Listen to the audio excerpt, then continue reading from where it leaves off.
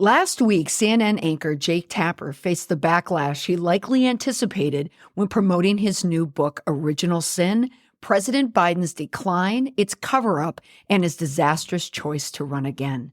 The criticism came from all sides, Democrats, media commentators, and late-night hosts alike. But where Tapper took the biggest hit, I felt, was during his appearance on the Megyn Kelly podcast. Kelly, formerly of Fox News and NBC News, cornered him with the kind of rhetorical flair she's tries to be known for, demanding an apology on behalf of Laura Trump. This moment, it landed with a force. It's reported that Tapper hired a crisis PR expert, and here's why. I think what we see on stage with Joe Biden, Jake, is very clearly a cognitive decline. Okay. That's what I'm referring to. It makes me uncomfortable you are to no watch somebody on stage search for that's so questions. amazing. You're trying to tell me that what I was suggesting was I think that you were mocking his stutter. Yeah, I think you were mocking his stutter, and I think you have absolutely no standing to diagnose somebody's cognitive decline. And it's very concerning to a lot of people that this could be the leader of the free world. Okay. That is all I'm saying. I genuinely feel Laura sorry Trump. for Joe Biden. I appreciate it. I'm sure it was from a place of concern. We all believe that. Laura Trump, thank you so much. Do you want to apologize to Laura Trump now? Tapper knew it was coming. If Biden's decline wasn't evident, why didn't you report it sooner? A fair question, especially for someone now making headlines for revealing what he didn't say then. Enter my personal bias. If you agree to sit across from Megyn Kelly, you know what you're walking into. Sound bites, receipts. And if you're promoting a book that pulls back the curtain on a presidency you help cover, you better be ready to answer for what you've left out. Original Sin is loaded with revelations. I loved this book. But what caught my attention was the cover-up itself. As a crisis manager, I work with leaders who try to do exactly what Biden's circle did: bury the truth and hope no one digs. But they always do. This week, I'm breaking down the 5 communication mistakes that led to what I call the original communication sins, the missteps, the choices that turned concern into crisis. Welcome to the PR Breakdown, a podcast where we expose the spin, the cover-up, and the cracks in communication behind today's headlines. I'm your host, Molly McPherson. Did I read the book? No, because technically I listened to it. I started Original Sin on a flight to San Francisco to deliver a keynote on leadership and communication. And let me tell you, this book was practically written for that stage.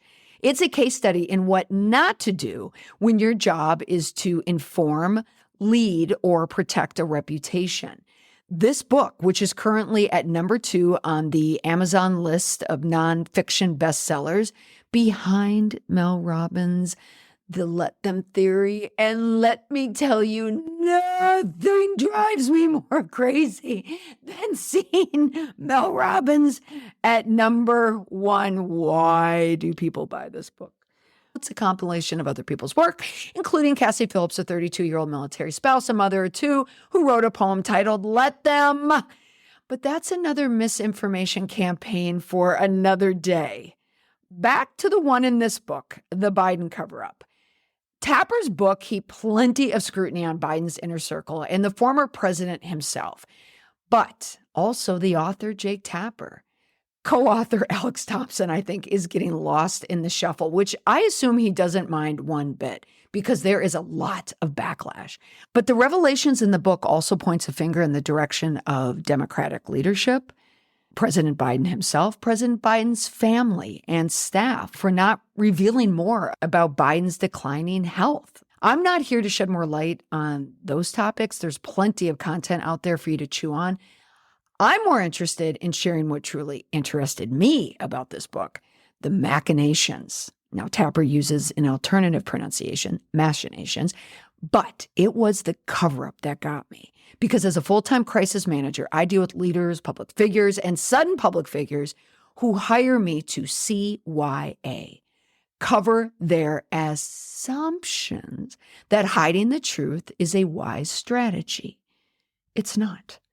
In this episode, I'm breaking down the 5 communication and leadership mistakes, let's call them sins, that led to the original sin of Biden throwing his hat into the ring for the 2024 election.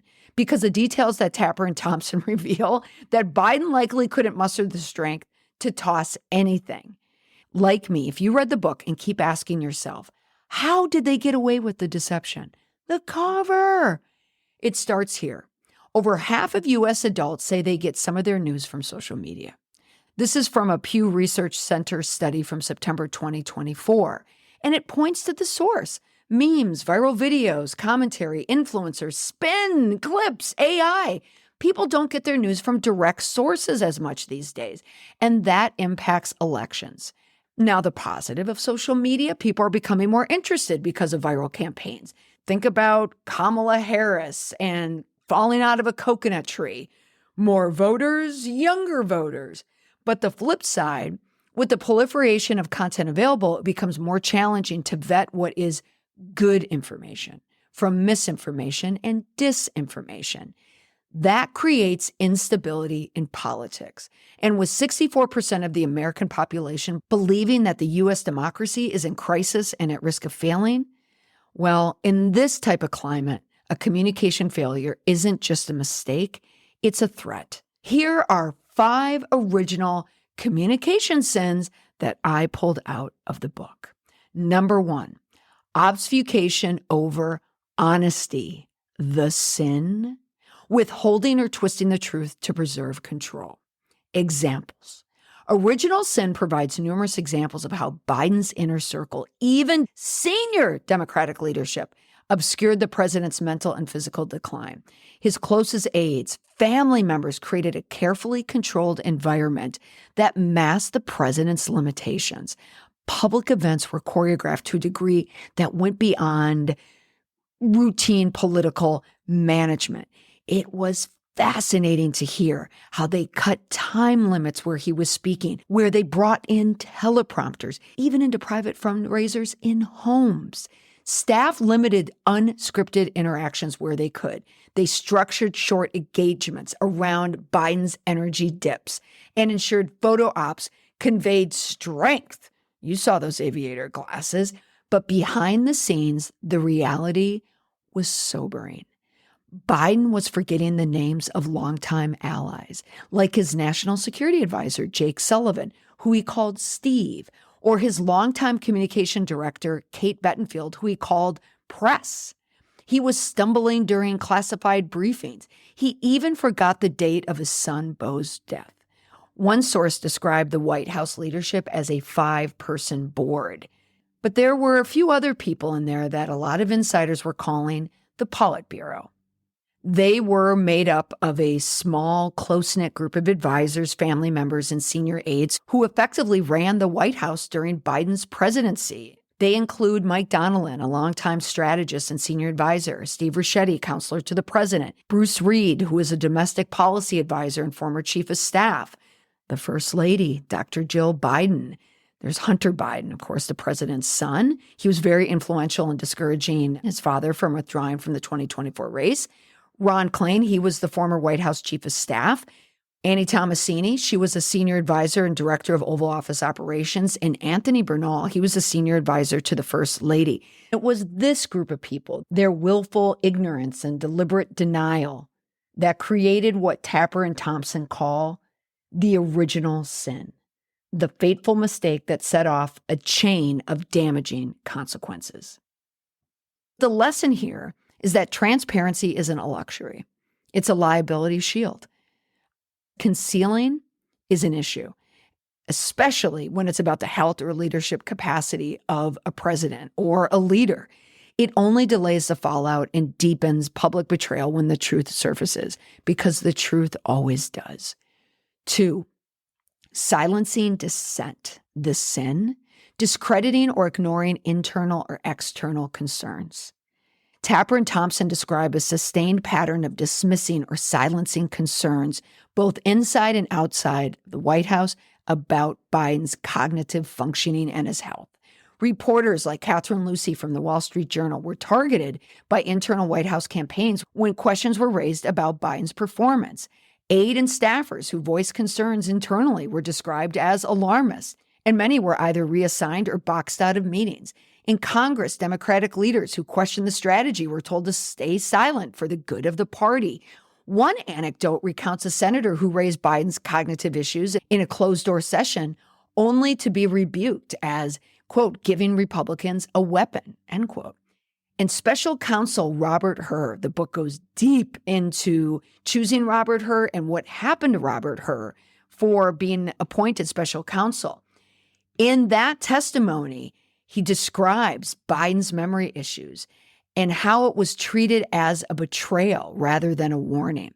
And during a fundraiser, this was remarkable in the book, for Biden in 2022, the president did not recognize George Clooney, despite their long-standing relationships that went back to a time when Biden was in the Senate.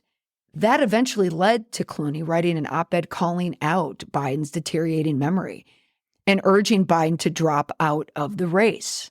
Part of the Politburo, Ricchetti, read the op-ed and was reportedly furious. Internally, it was said that he threatened to shut Clooney down, but he was talked out of it. And some of the colleagues in the book said he sounded like a mob boss. The lesson? Pushback is not the problem. Ignoring it is. Respectful dissent is a check on blind spots. When leaders mute the messenger, they lose the message and the trust that came with it. 3, loyalty over truth. The sin, valuing allegiance more than accuracy. Example. Loyalty was both a shield and a blindfold in the Biden administration. The book illustrates how senior officials enabled an environment where feedback was filtered based on what the president would want to hear, not what he needed to know. One account describes aides privately acknowledging Biden's struggles but refusing to speak up during meetings. Okay, there are many accounts describing aides privately acknowledging Biden's struggles but refusing to speak up during meetings for fear of seeming disloyal. This Politburo-style structure around Biden became more about preserving access than challenging direction. And even when major donors and Democratic governors voiced concerns about the campaign strategy, the inner circle stood by the belief that Joe can do this without any evidence or accountability. There were moments in the presidency and in the campaign where Joe Biden was Biden, when he was empathetic, when he was sympathetic, when he could really connect with voters. But in the end, he couldn't sustain it. The lesson: if your inner circle is afraid to correct you, you don't have advisors anymore, you have enablers. Effective leaders foster environments where hard truths are welcomed, not punished. 4, filtered feedback loops. The sin? Creating distance between reality and decision makers. Examples. I couldn't believe hearing this in the book, that policy briefings were often mediated by staff. When they had transcriptions where Biden would get it wrong, they would strike the transcription and correct it. They edited, reframed poll results, scheduling decisions, and performance reviews. Even data from key battleground states were routinely presented to Biden in a much rosier light. So it was advisors who felt had a better sense of public sentiment, better than public pollsters. Aides were filtering negative information and trends out of fear that a candid assessment to the president would derail the entire reelection strategy. In one account, Biden remained convinced he was gaining traction in Arizona and Georgia, even as the internal models showed the opposite. It was so incredibly blatant, and they got away with it. The lesson: every filtered message makes a leader more reactive and less effective. This happens a lot. People don't want to tell the boss the truth.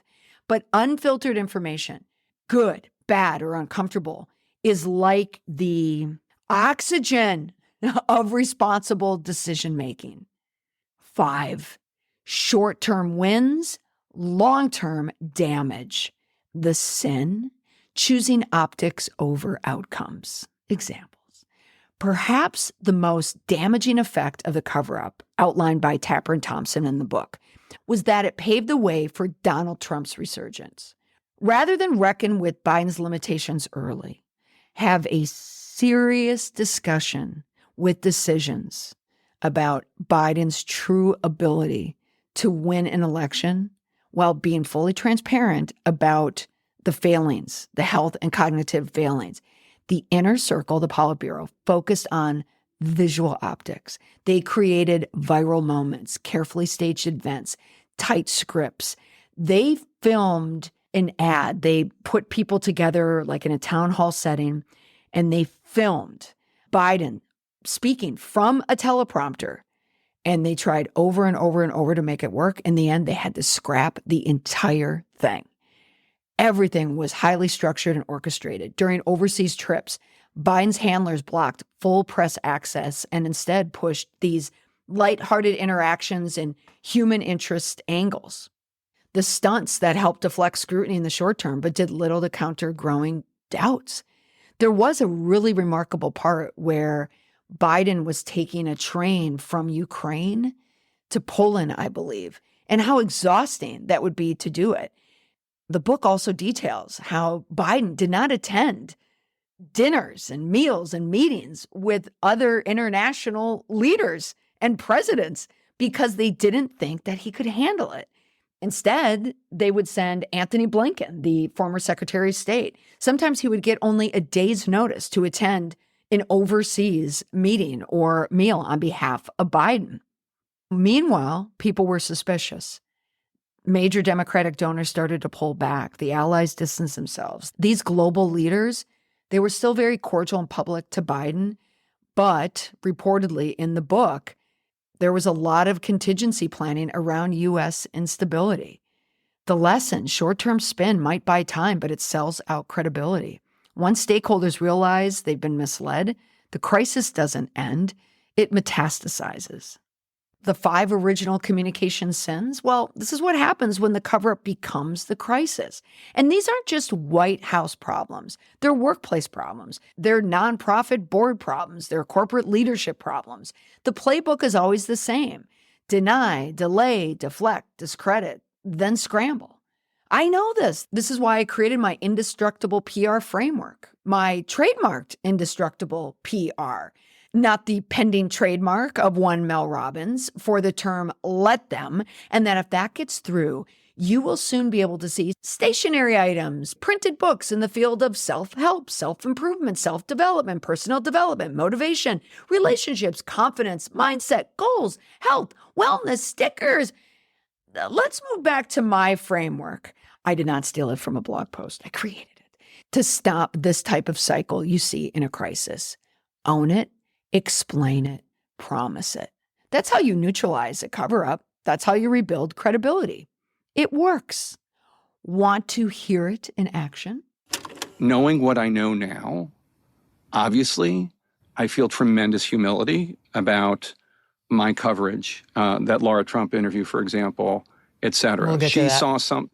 She saw something that I did not see at the time, 100%. And I own that. Did you hear it? So yes, Tapper's getting flack, some of it fair, some of it not. On Substack last week during my Friday Fallout live chat, every Friday when I'm in town, I like to hop on Substack around noontime to highlight the PR fails or fallouts of the week. Last week, I discussed Original Sin. You can find that video if you follow me on Substack. I shared why the Tapper CNN hype issue left me with somewhat squishy feelings. Tapper especially was getting a lot of blowback as a journalist, as a working journalist, writing this book, hyping this book. CNN, which published the book's rollout like a huge marquee event, has been accused of overhyping its own employees' project. Many people are saying that's not journalism. You can't do that. But, it's brand synergy. It's a business. I understand the ethical tension. I don't dismiss it at all. But at the same time, I get it. Meanwhile, CBS News lost 2 top executives, Wendy McMahon, the head of the news division, and 60 Minutes executive producer Bill Owens. Why? Because Paramount, CBS's parent company, is navigating a political volatile merger with Skydance Media. And Trump's legal team is now a stakeholder in that mediation. All of it adds up to this. Journalism isn't just about truth nowadays. It's about platforms and profit and positioning. So in short, content is currency. And everyone, yes, even legacy anchors are now content creators. The lines between storytelling and strategy and spin, they've never been squishier, for good and for not so good. But the core lesson remains. Spin is a short-term strategy. Truth is a long game. When you attempt to spin or hide information from your key stakeholders, you are only left naked and exposed.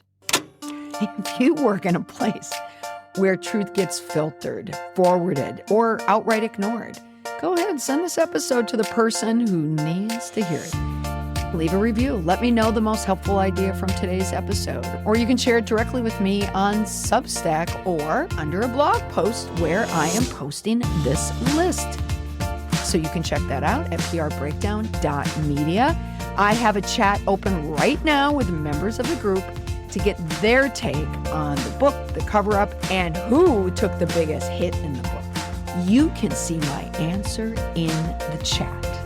Again, it's open to my Substacks to subscribers, so I hope to see your answer there. That's all for this week on the podcast. Bye for now.